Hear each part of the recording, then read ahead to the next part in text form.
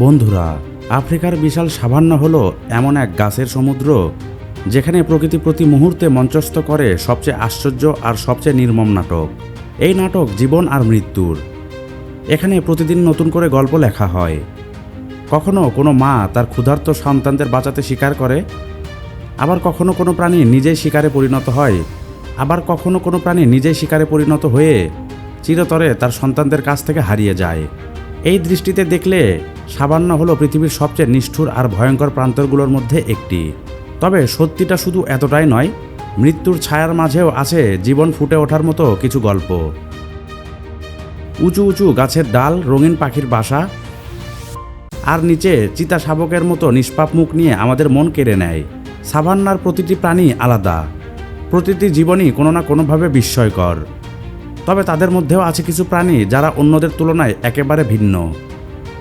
যেমন এই পাখিটি, যাকে আমরা চিনি উট পাখি নামে।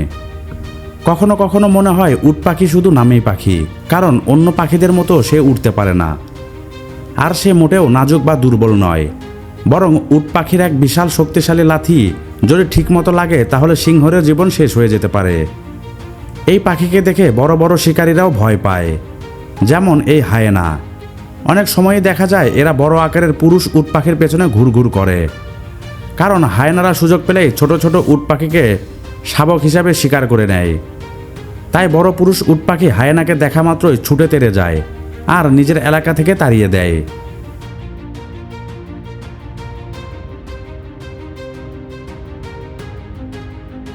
আমরা সবাই জানি উট পাখি পৃথিবীর সবচেয়ে বড় এবং সবচেয়ে শক্তিশালী পাখি, কিন্তু তবুও এই পাখিকে নিয়ে অনেক রহস্য আছে, যা নিয়ে বহু মানুষের মনে দ্বিধা থাকে। যেমন, যদি উট পাখি উড়তে না পারে তাহলে তার শরীরের পাশে থাকা এই বড় বড় ডানাগুলো আসলে কি কাজে লাগে? আর সেই পুরনো কথা, উট পাখি কি সত্যি বিপদ দেখলে ভয়ে মাথা বালির মধ্যে গুজে ফেলে, নাকি সে আদতে একটা লড়াকু আর আক্রমণাত্মক প্রাণী? এই প্রশ্নগুলোর উত্তর জানতে হলে ভিডিওটি শেষ পর্যন্ত দেখুন। আজ আমরা জানব পৃথিবীর সবচেয়ে বড় কিন্তু উড়তে না পারা এই বিশাল পাখির সম্পর্কে। বন্ধুরা, উট পাখির জীবন সত্যিই দারুণ। পাখি হয়েও তার পুরো জীবনটা কাটে মাটিতে হেঁটে হেঁটে। আর মাটিতে থাকার মানে বিপদও বেশি, শিকারীদের ভয়ও বেশি। এই বিপদগুলোই উট পাখির জীবনকে রোমাঞ্চকর আর কৌতূহল করে তুলেছে। আসলে উড়তে হলে পাখির শরীর হালকা হতে হয় আর মাংসপেশি হতে হয় শক্তিশালী।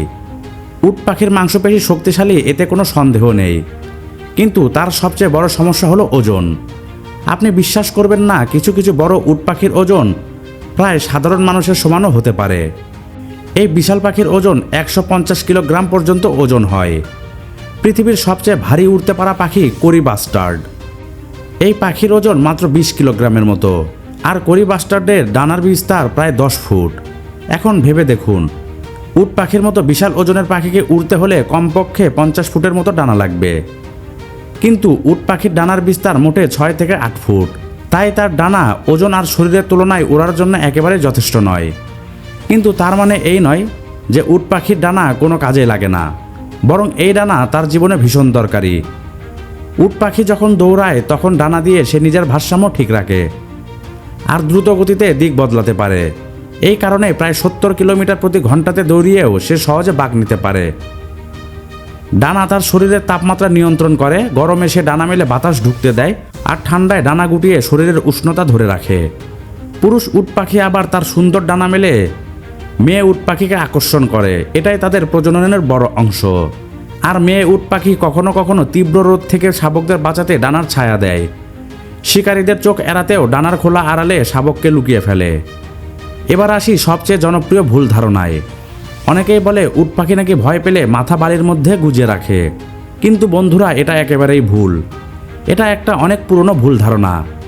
উট পাখি কখনোই কোনো অবস্থাতেই মাথা বালিতে গুজে রাখে না। এই ভুল ধারণা তৈরি হয়েছিল সম্ভবত এই কারণে, উট পাখি যখন বাসায় ডিম দেয় তখন সে দিনে বারবার ডিম উল্টাতে ঝুঁকে পড়ে। দূর থেকে দেখলে মনে হয় যেন সে বালিতে মাথা ঢুকিয়ে রেখেছে। আর ঠিক তখনই শিকারীদের কাছে উট পাখিকে ধরার সুযোগ সবচেয়ে বেশি থাকে। অর্থাৎ মাথা গোজে না ভয় থেকে, বরং ডিমের যত্ন নিতে গিয়ে সে মাথা বালির নিচে নামায়। তবে বিপদ টের পেলে উট পাখিও অন্য প্রাণীদের মতো শরীর নিচু করে গুটিয়ে বসে থাকে, যাতে দূর থেকে তাকে দেখা না যায়। কিন্তু সবথেকে বড় কথা, উট পাখি দৌড়ায় দুর্দান্ত গতিতে। 70 কিলোমিটার প্রতি ঘন্টার বেশি গতিতে সে ছুটতে পারে। শুধু চিতা একটা প্রাণী তাকে গতিতে হারাতে পারে। তাই উট পাখি বেশিরভাগ সময় যুদ্ধ না করেও দৌড়ে পালিয়ে বেঁচে যায়। বন্ধুরা, উট পাখির চোখও আশ্চর্য। একটা চোখের ব্যাস প্রায় 5 ইঞ্চি পর্যন্ত হতে পারে। স্থলচর প্রাণীদের মধ্যে উট পাখির চোখই সবচেয়ে বড়।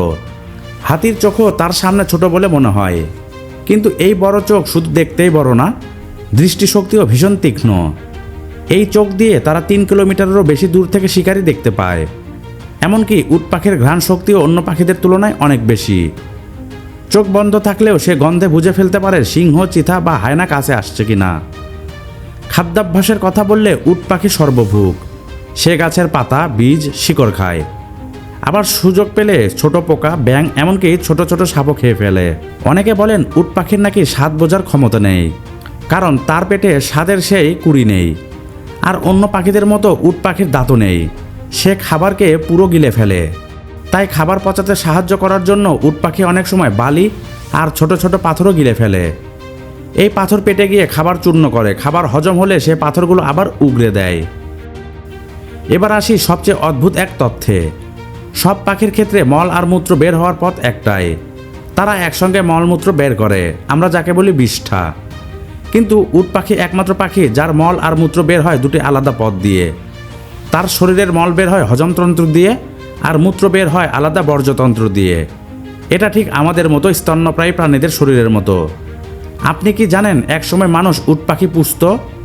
আফ্রিকায় উট পাখির দ্রুত দৌড়ানোর ক্ষমতার কারণে মানুষ তাকে পরিবহনের কাজে ব্যবহার করত।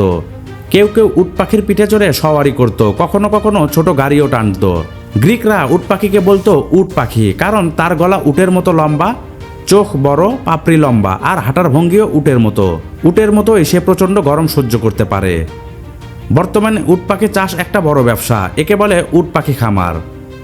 এখানে উট পাখিকে বিভিন্ন পণ্য পাওয়ার জন্য লালন করা হয়। সবচেয়ে বড় পণ্য হলো এর মাংস। মুরগি বা টার্কির তুলনায় উট পাখির মাংস চর্বি আর কোলেস্টেরল খুব কম, কিন্তু প্রোটিন অনেক বেশি। এই জন্য পশ্চিমা দেশে উট পাখির মাংস খুবই জনপ্রিয়।